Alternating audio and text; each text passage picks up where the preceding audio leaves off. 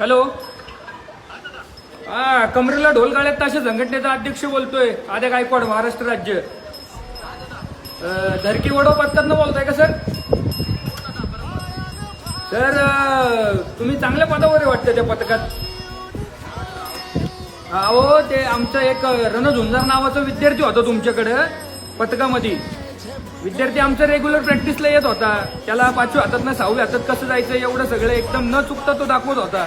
तरी तुम्ही त्याला मागच्या वर्षी ढोल नाही दिला वाजवायला.